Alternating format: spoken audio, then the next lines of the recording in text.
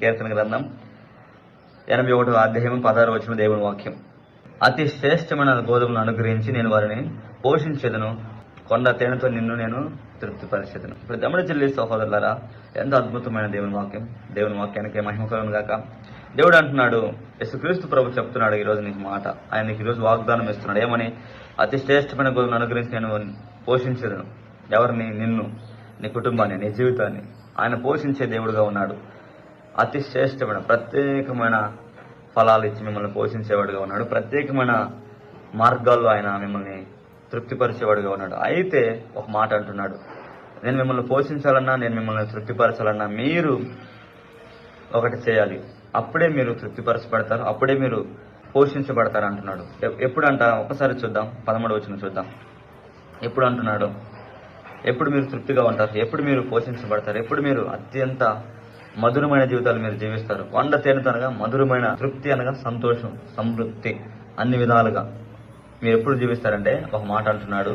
13వ వచనం చూడండి. అయ్యో నా ప్రజలు నా మాట విననేలా, ఇశ్రాయేలు నా మార్గం అనుసరించినలా ఎంత మేలు. ఇశ్రాయేలు నా మార్గములను అనుసరించినలా ఎంత మేలు. నా మాట విని మీరు అనుసరించినలా మీరు కొండ తేనెతో తృప్తికరమైన జీవితాలు జీవిస్తారు, అతి శ్రేష్టమైన గోధుమలతో మీరు పోషించబడుతుంటారు అని చెప్తున్నాడు.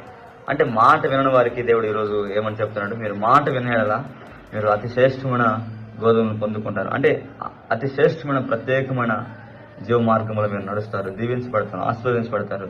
అయితే మీరు నా మాట వినాలి. నా మాట వినేలా మీరు అతి శ్రేష్టమైన వారిగా, అతి శ్రేష్టమైన జీవ మార్గంలో మీరు ఉంటారని, తృప్తిగా మీరు జీవిస్తారని, మధురమైన జీవితాలు మీరు జీవిస్తారని దేవుడు తెలియజేస్తున్నాడు. ఏమంటాడు? నా మాట వినేడల.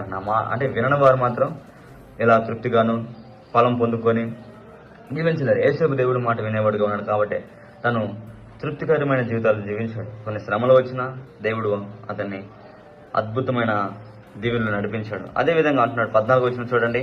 అప్పుడు నేను వేగరమే వారి శత్రులను అనగదొక్కేదను, వారి విరోధులను కొట్టేదను. అప్పుడు నేను వేగరమే నీకున్న ఆపదలన్నీ, నీకున్న కష్టములన్నీ, నీకున్న ఇబ్బందులన్నీ తొలగించి నేను తృప్తికరమైన జీవితంలో నడిపిస్తాను. వేగరమే అంటే ఎప్పుడైతే నా మాట వింటావో, ఎప్పుడైతే నన్ను అనుసరిస్తావో, ఎప్పుడైతే నా మార్గంలో నువ్వు ఉంటావో అప్పుడు నేను వెంటనే నీ దగ్గరికి వస్తా, వెంటనే నిన్ను రక్షిస్తా, వెంటనే నీకు తోడుగా ఉంటాయి, వెంటనే నేను నిన్ను ఆదరిస్తా, బలపరుస్తా, రక్షిస్తా, నీకు సహాయం చేస్తా, నిన్ను ఉన్నతమైన మార్గం నడిపిస్తా అని మన ప్రభు మనతో మాట్లాడుతున్నాడండి.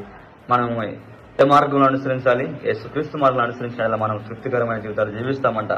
మొదటి వచనం అంటుండే చూడండి. మనకు బలమైన దేవునికి ఆనందగానం చేయండి, మనకు బలమైన దేవుడిని ఆశ్రయించండి, ఆయన మాట వినండి.